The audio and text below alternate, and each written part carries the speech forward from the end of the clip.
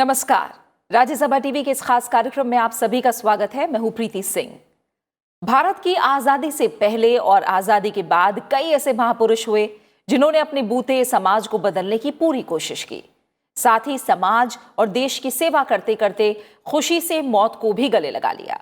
उन्हीं महापुरुषों में से एक हैं पंडित दीनदयाल उपाध्याय। सादगी और ईमानदारी की मिसाल पंडित दीनदयाल उपाध्याय जीवन भर राष्ट्र और जनता की सेवा करते रहे। बहुआयामी व्यक्तित्व के धनी पंडित दीनदयाल उपाध्याय के महान व्यक्तित्व में कुशल अर्थचिंतक, संगठन शास्त्री, शिक्षाविद, राजनीतिज्ञ, वक्ता, लेखक और पत्रकार जैसी अनेक प्रतिभाएं छिपी थीं। महान चिंतक और संगठनकर्ता पंडित दीनदयाल उपाध्याय ने एकात्म मानववाद का विचार देकर मानव के कल्याण का एक नया मार्ग समाज के सामने रखा, जिसकी प्रासंगिकता समय के साथ बढ़ती चली गई। महान समाजसेवी पंडित दीनदयाल के जीवन के अनेक ऐसे पक्ष हैं जो आज भी हम सभी के लिए प्रेरणा का स्रोत हैं।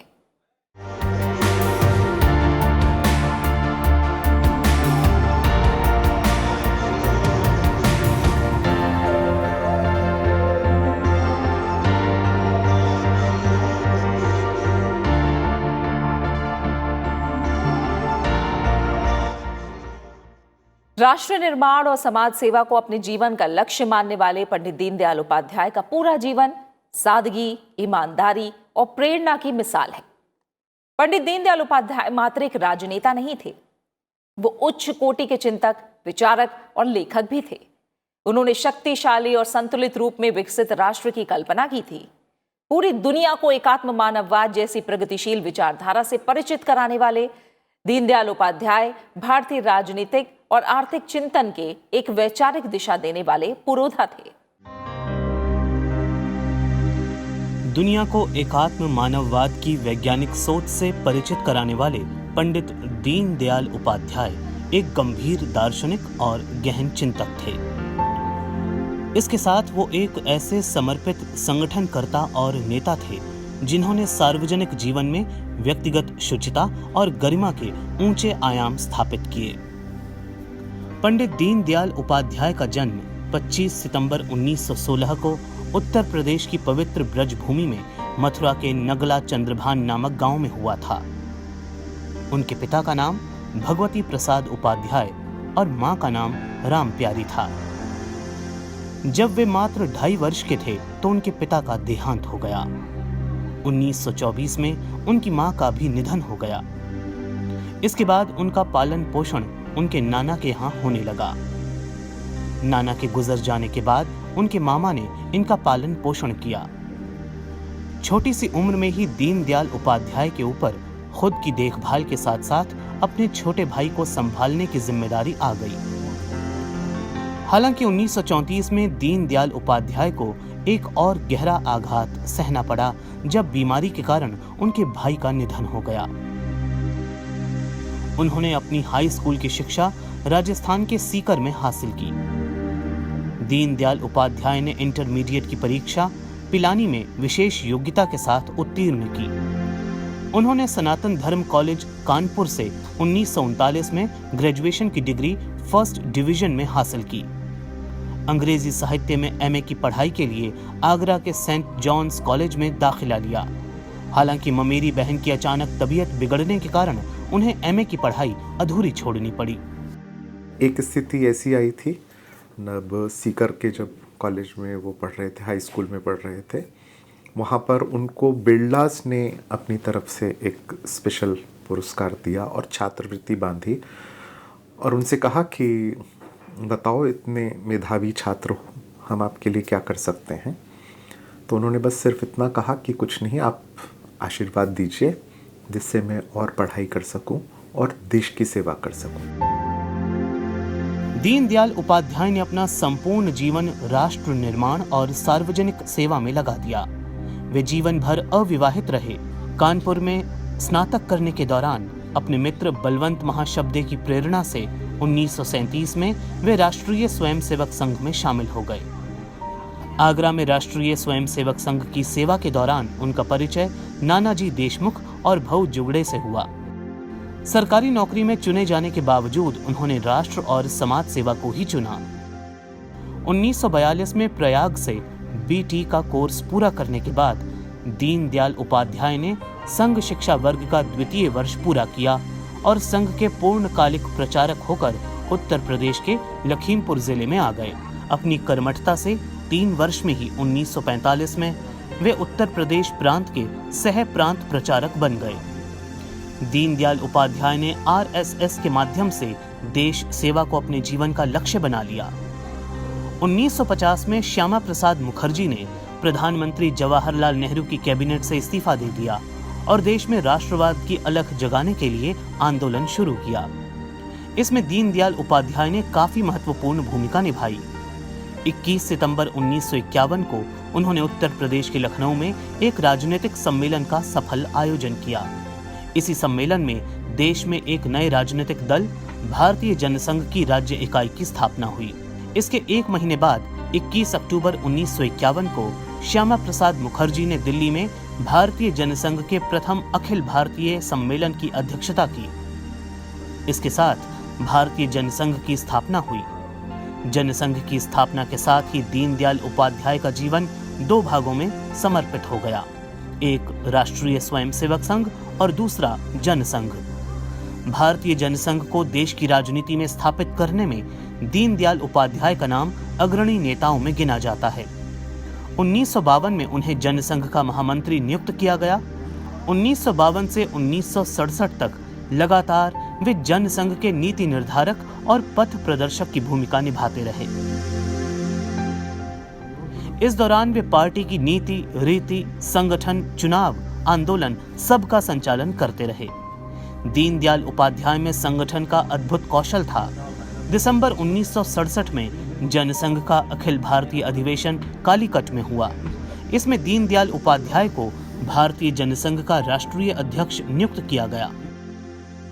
जनसंघ और उस समय की जो राजनीतिक परिस्थितियां थी, उनके बीच में भी एक बहुत अच्छा सा तालमेल बैठाया। और वो अकेले एक इस किस्म के, आप कह सकते हैं कि जनरल सेक्रेटरी या सर्वे सर्वा ही थे उस समय जनसंघ के, जो, और जनसंघ के ही नहीं, किसी पॉलिटिकल पार्टी के अगर हम देखें, जिन्होंने उसको एक आइडियोलॉजिकल स्ट्रेंथ दी, उसके पीछे विचारधारा। तो विचारधारा उन्होंने धीरे धीरे एक इवॉल्व करी, जो विचारधारा को बाद में हम लोगों ने इंटीग्रल ह्यूमनिज्म, एकात्म मानव दर्शन के नाम से जाना। पंडित दीनदयाल उपाध्याय राजनीति में हमेशा से शुचिता के समर्थक थे।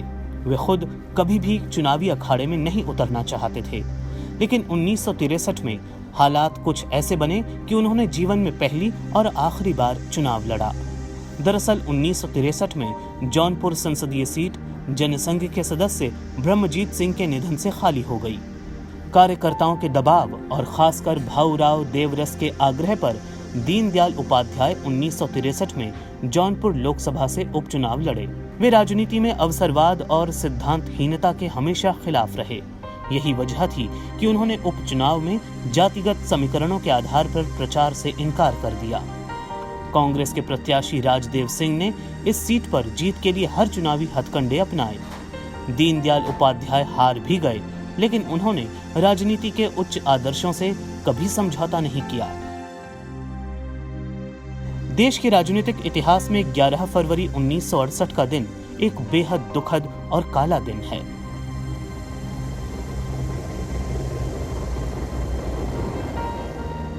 दीनदयाल उपाध्याय लखनऊ से पटना जा रहे थे। इस दौरान 11 फरवरी को उनका शव रहस्यमय तरीके से मुगल सराय रेलवे स्टेशन के यार्ड में मिला। उनके निधन की खबर फैलते ही सारे देश में शोक की लहर दौड़ गई।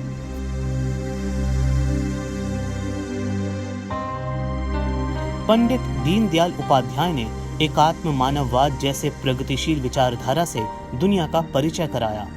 उनका दर्शन पूंजीवाद और साम्यवाद दोनों की सशक्त समालोचना है।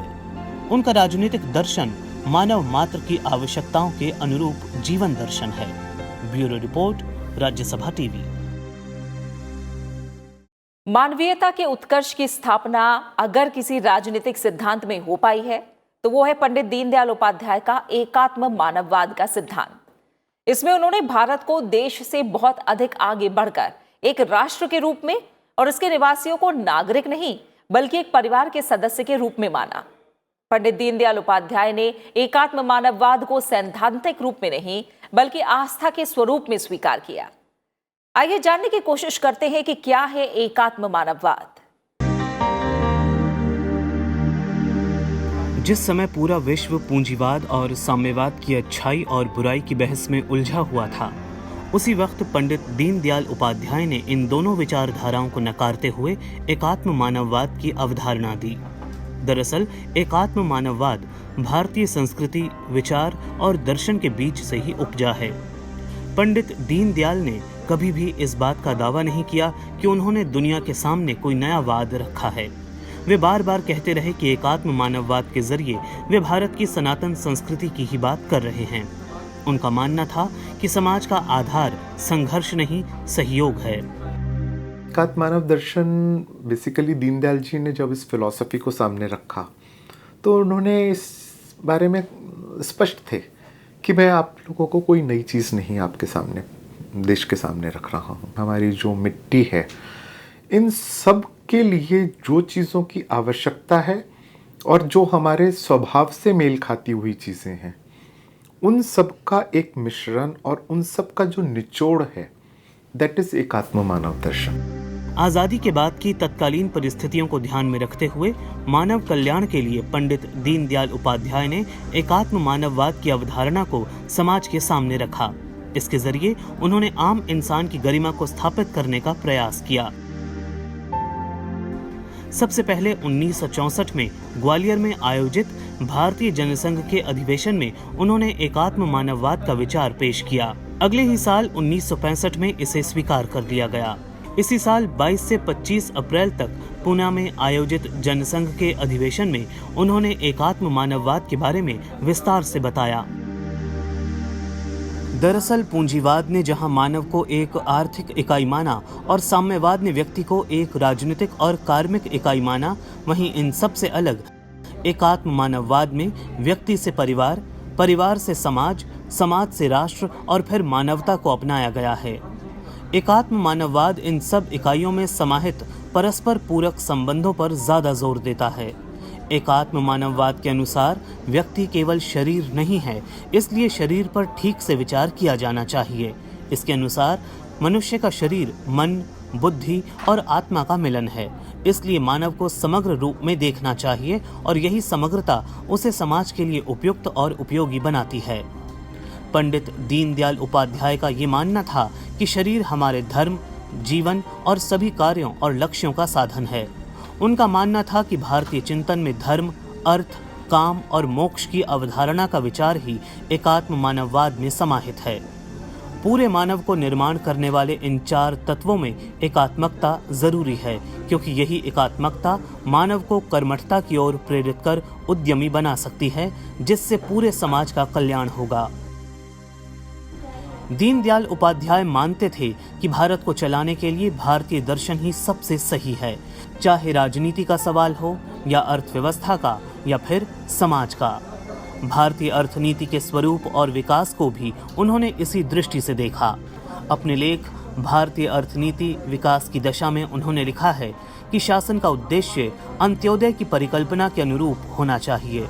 उनका मानना था कि शासन को व्यापार नहीं करना चाहिए और व्यापारी के हाथ में शासन नहीं आना चाहिए। आज़ादी के बाद से ही उन्होंने इस बात पर जोर दिया कि भारत के विकास के लिए ग्रामीण विकास और लघु उद्योगों को बढ़ावा देने की ज़रूरत है। आज सबका साथ सबका विकास जैसा नारा भी उन्हीं की अंत्योदय यानी समाज के अंतिम व्यक्ति के उत्थान की अवधारणा पर ही आधारित है। दीनदयाल जी ने एक शब्द पर विशेष जोर दिया एक जागन पे, लोकमत परिष्कार। और उन्होंने कहा कि लोकमत परिष्कार का मतलब ये है कि हमें देश में इस किस्म की अवेयरनेस क्रिएट करनी चाहिए, जहाँ पर हम लोग जाति से दूर रहें, धर्म की और इन सब चीज़ों से आपस में किसी किस्म के मनमुटाव नहीं हो। हमारी आर्थिक नीतियाँ इस तरीके की हों जहाँ डिस्पैरिटीज़ नहीं हो, कम से कम आपस में विसंगतियाँ हों। और जब ये चीज़ें सब हो सकेंगी तो हम एक अच्छे समाज का निर्माण कर पाएंगे अच्छे समाज का निर्माण करेंगे तो अच्छी राजनीति होगी, अच्छी राजनीति होगी तो अच्छी सरकार बनेगी, अच्छा सरकार होगी तो अच्छा देश का निर्माण होगा। पंडित दीनदयाल उपाध्याय हमेशा विकेंद्रीकृत व्यवस्था के पक्षधर रहे। वे तमाम सामाजिक क्षेत्रों के राष्ट्रीयकरण के खिलाफ थे। उनका मानना था कि मेहनतकश लोगों को अपनी बुनियादी जरूरतों के लिए राज्य पर आश्रित रहने की जरूरत नहीं है। शिक्षा के सरकारीकरण के भी वो हमेशा से विरोधी रहे। वे मानते थे कि शिक्षा देने का काम सरकार के हाथों में नहीं दिया जा सकता, ये काम समाज पर छोड़ा जा सकता है। पंडित दीनदयाल उपाध्याय का मानना था कि सरकार उन्हीं क्षेत्रों में उतरे और काम करे जिन क्षेत्रों में समाज या निजी क्षेत्र जोखिम नहीं लेते। पंडित दीनदयाल उपाध्याय का मत था कि आर्थिक और राजनीतिक ताकत का एक जगह जमा होना लोकतंत्र के खिलाफ है। दरअसल पंडित दीनदयाल उपाध्याय का एकात्म मानववाद महज एक वैचारिक अनुष्ठान नहीं था, बल्कि इसमें राजनीति, समाज नीति, अर्थव्यवस्था, उद्योग, शिक्षा, लोक नीति पर व्यापक और व्यावहारिक नीति निर्देश भी शामिल थे। Bureau report, Rajya Sabha TV. बहुआयामी व्यक्तित्व के धनी पंडित दीनदयाल उपाध्याय एक प्रखर पत्रकार और बहुत ही गंभीर लेखक थे। जितने सक्रिय वो राजनीति में थे, उतने ही सक्रिय रूप से वो पत्रकारिता और लेखन से भी जुड़े रहे। उन्होंने राजनीति के साथ साथ सामाजिक आर्थिक विषयों पर भी खूब लिखा। उनके हिंदी और अंग्रेजी के लेख विभिन्न पत्र पत्रिकाओं में प्रकाशित होते रहते थे। आइए एक पत्रकार के तौर पर दीनदयाल उपाध्याय को जानने की कोशिश करते हैं। पंडित दीनदयाल उपाध्याय का व्यक्तित्व बहुआयामी था। वे समाज के विषयों में हस्तक्षेप करने के लिए कई तरीकों से अपने विचारों को रखते थे। सामाजिक विचारक के तौर पर, अर्थशास्त्री के तौर पर, शिक्षाविद की भूमिका में, बतौर राजनेता या वक्ता, लेखक और पत्रकार, उन्होंने हर भूमिका में समाज को एक नई दिशा देने की कोशिश की।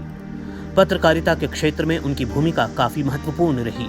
उन्होंने उस दौर में पत्रकारिता को अपनाया जब पत्रकारिता मिशन हुआ करती थी। खासकर स्वतंत्रता आंदोलन में पत्रकारिता की राह चुनना बेहद मुश्किल फैसला माना जाता था। लेकिन दीनदयाल उपाध्याय के मन में कोई दुविधा नहीं थी।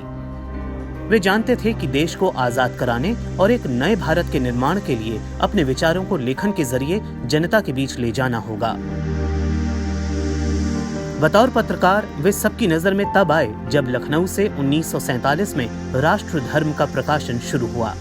भारत बंटवारे के बाद उन्हें इस मासिक पत्रिका के प्रकाशन की जिम्मेदारी सौंपी गई। राष्ट्र धर्म में पंडित दीनदयाल उपाध्याय का नाम बतौर संपादक तो नहीं छपता था, लेकिन हर कोई राष्ट्रवाद पर उनकी धारदार लेखनी और विचारों की छाप आसानी से देख सकता था। उन्होंने उस दौर में उसी सामग्री को छापने का फैसला लिया जिसमें सकारात्मक पहलू हों। दरअसल वे अपनी विचारधारा की आलोचना से कभी परहेज नहीं करते थे। वे मानते थे कि अगर भाषा संयमित और स्वस्थ आलोचना हो तो विरोधी पक्ष को भी सुना जाना चाहिए। पंडित जी के पास पत्रकारिता की कोई औपचारिक पढ़ाई या अनुभव नहीं था, लिहाजा उन्होंने राष्ट्र धर्म से ही पत्रकारिता और संपादन के गुर न सिर्फ सीखे बल्कि उस दौर के कई महत्वपूर्ण लोगों को प्रेरणा भी दी। बाद में साप्ताहिक पांचजन्य और दैनिक स्वदेश भी छपने लगे, जिनमें पूर्व प्रधानमंत्री अटल बिहारी वाजपेयी को संपादक की जिम्मेदारी दी गई, जिन्होंने दीनदयाल उपाध्याय से शुरुआती दौर में काफी कुछ सीखा था। बाद में दीनदयाल उपाध्याय राजनीति के क्षेत्र में चले गए, लेकिन उन्होंने अपने लेखों के जरिए जनता से संवाद बनाए रखा।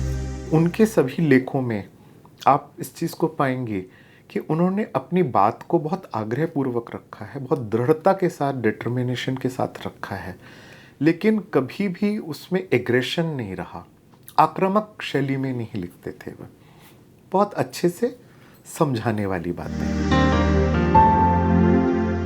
पांचजन्य में उनके लगातार लेख छपते, वहीं साप्ताहिक ऑर्गेनाइजर में भी उनका नियमित कॉलम छपता। इस कॉलम का नाम था पॉलिटिकल डायरी। उनके लेखों को पढ़कर ये साफ तौर पर समझा जा सकता है कि नेहरू के काल की तमाम नीतियों के प्रखर आलोचक होने के बावजूद उनकी भाषा में उच्च कोटि का संयम और संतुलन रहता था। खबर को विकृति के स्तर पर नहीं ले जाने की वे पुरजोर वकालत करते और यही उनका मंत्र भी था। वे किसी व्यक्ति या विचारधारा के प्रति पूर्वाग्रह बनाकर चलने के खिलाफ थे। दीनदयाल उपाध्याय की पत्रकारिता से कई लोगों को पत्रकारिता को मिशन के रूप में अपनाने की प्रेरणा मिली। दीनदयाल उपाध्याय सामाजिक सरोकारों से भटकी हुई पत्रकारिता को बहुत खतरनाक मानते थे।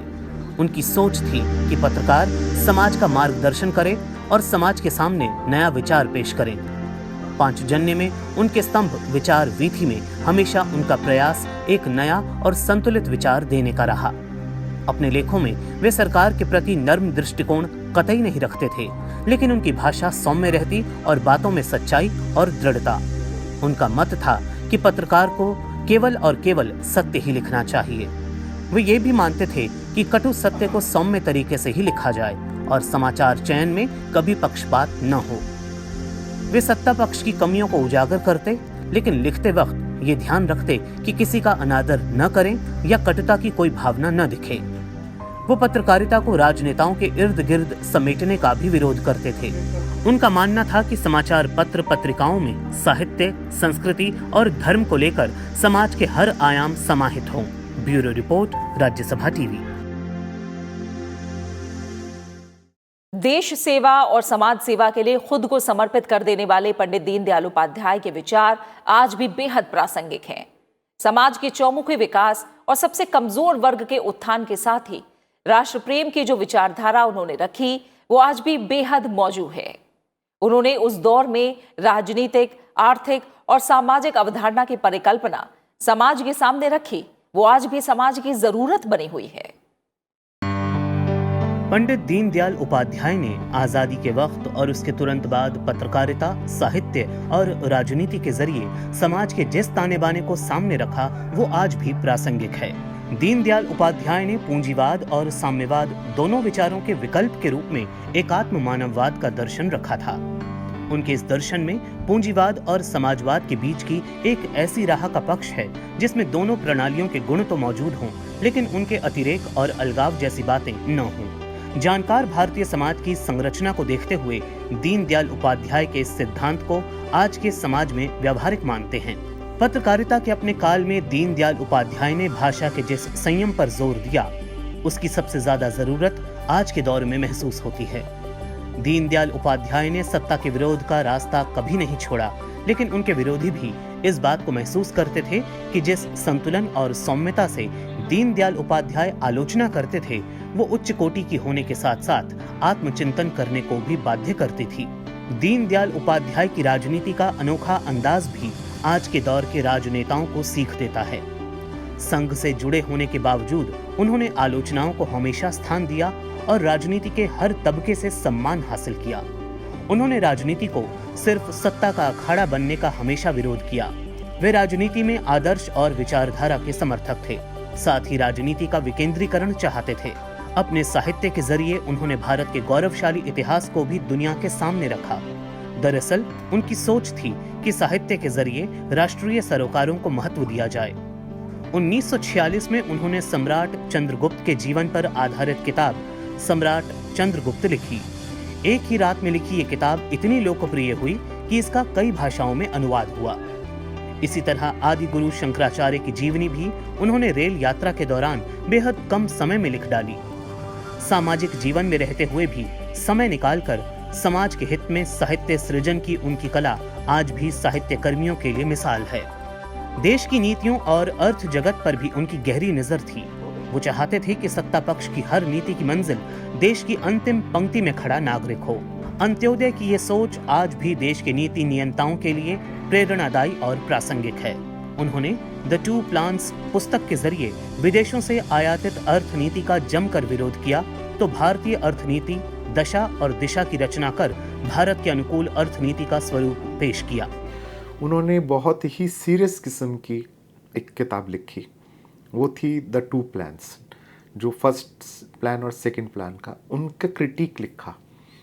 और जो उनका क्रिटिक लिखा उन्होंने, वो क्रिटिक इतना अच्छा था कि उस समय के जो योजना आयोग के उपाध्यक्ष थे श्रीमन नारायण, उन्होंने एक पत्र लिखा सभी अधिकारियों को, प्लानिंग कमीशन के अधिकारियों को और मेंबर्स को, कि ऐसा क्रिटिक मैंने कभी नहीं देखा है।